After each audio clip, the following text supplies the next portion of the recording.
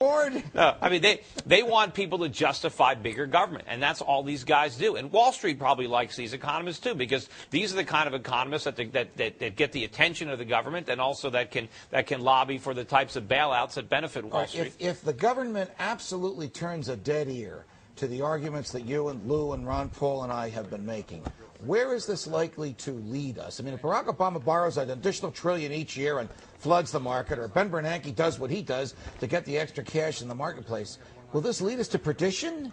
Well, look, it's going to lead us to massive inflation. We're going to destroy our economy, or what's left of it, because the world is not going to keep lending us money. I mean, we keep thinking that they've got no choice, that they've already loaned us so much. But what they've already loaned us is small compared to what we're trying to borrow. And so the world could say, look, yes, I know we've loaned the government, the U.S., a couple of trillion, but we're not going to loan them 10 trillion more. That's insanity.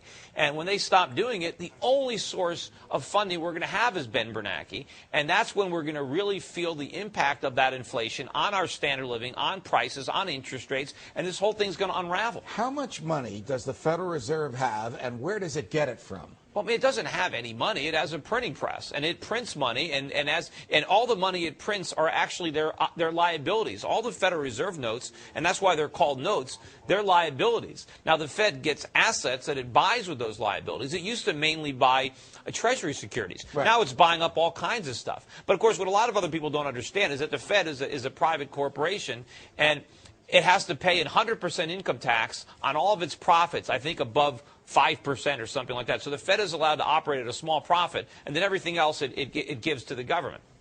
So when we say the Fed prints money, do we literally mean operates a printing press, or do we mean it gets money into circulation by the way it regulates its member banks?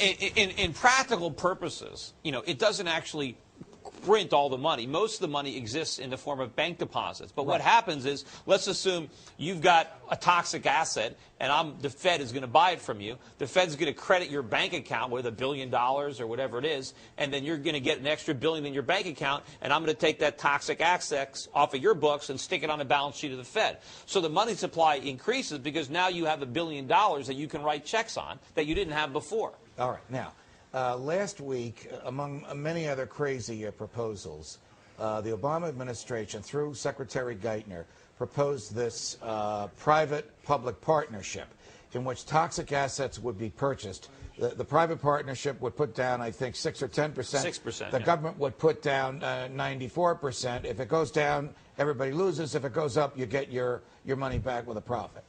Who would want to get into bed with the government when they change the rules retroactively? Well, look, we shouldn't even be doing this. I mean, and I think anybody who invests in this, I think, is going to lose money. I think it's a real win for the Wall Street firms that are going to manage these pools, because I'm sure they're going to charge pretty substantial fees. Is that why the market went up 500 points the day this was announced? Like, I have no idea why. It's a bear market rally. You can go up for any reason. But this is not going to be successful. Simply moving those toxic assets off the bank's balance sheets, if they can even succeed in doing it, onto the balance sheets of these new partnerships that are all the debt's still going to be guaranteed by the government. So ultimately, when the debts go bad, the U.S. government is still going to have to print up the money to make them good. All right.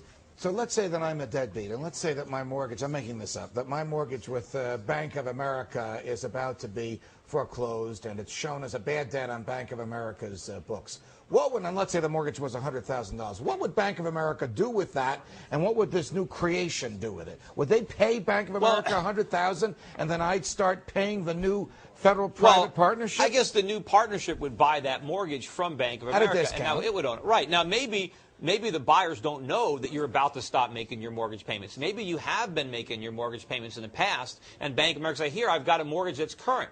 But how do I know as the buyer, a week after I buy it, you could lose your job and now you're not making the payments anymore? Or your adjustable rate mortgage might reset and you don't want to pay. Or you might just decide, you know what, I've been paying this mortgage and it's $300,000, but my house is only worth $200,000. I don't want to pay it anymore.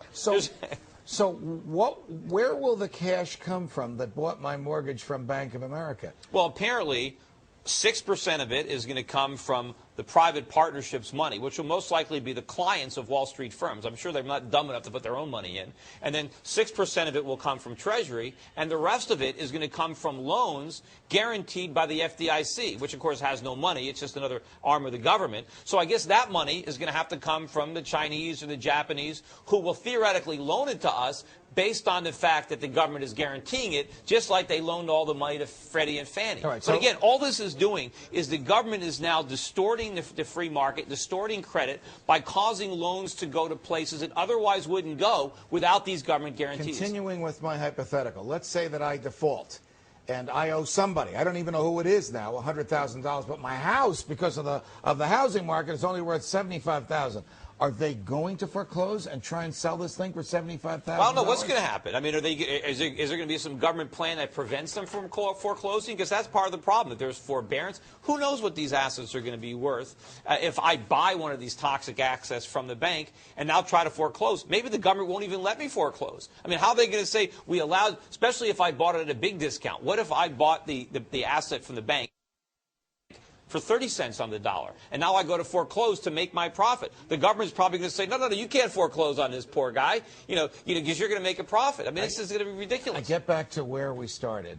Who would want to get in bed with the government when they can change the rules retroactively? I mean, AIG and its executives had private contracts which any judge in the land would enforce. The government interfered with those retroactively. You would be a fool to put any of your money into one of these deals. So if you're in a pension plan, if you're in a mutual fund, if you've got your money somewhere with one of these big investment banks, and they try to convince you to move into one of these partnerships, hang up the phone. You don't want any part of them. Wall Street will like it because they'll be able to exact massive fees off these leveraged portfolios. But I don't think they're going to want to put any of their own money into these deals. Just to give Peter's voice a break, is David Bose ready to join us? You should be momentarily. Just a moment. Okay, thank you. All right, David Bose. How about Congressman Paul? We're having satellite issues. They're having satellite issues. These things happen. These things happen.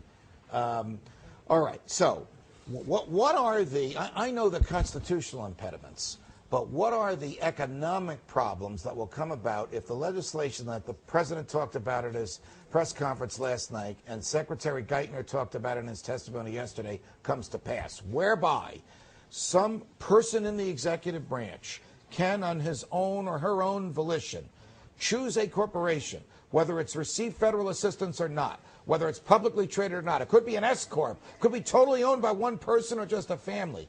Examine the books, hire, fire, reorder priority, and wind it down because the government hates or fears it. Yeah, look, we're concentrating more and more power into the hands of bureaucrats, and this is precisely what the Constitution was written to prevent. And it's unfortunate, but every time there is a crisis, normally it's been a war, and we've lost a lot of our liberties in war. Right. But here we have a situation where it's an economic crisis, but the impact is the same. The government scares us into surrendering our liberties to the government because the government theoretically is going to solve the problems if we give it more power. But all the government's going to do is create bigger problems. But if the government has the power to wind down, to bust open any corporation that it wants, I mean, of what value will a contract be? If you sell widgets to me, you have no way of knowing if I'm ever going to pay you back. Will this produce a black market? Will everything be done in cash? Will we return to the Stone Age? Sure. Look, one of the few things that government is supposed to do, one of the reasons we instituted government was to enforce contracts. Right. To make sure that people that enter into contracts abide by them. And here we have the government doing the opposite. Now the government is in power to abrogate contracts, to say that if you're in a contract, you don't have to honor it. And, of course, if I'm afraid to contract, we can't do business. It interferes with commerce. It makes me worry about my counterparties and my transactions. And so everything the government is doing is undermining the future competitiveness of our country at a time where we need to be as competitive as possible. As important to commercial transactions as our binding contracts, to me, is the concept of risk.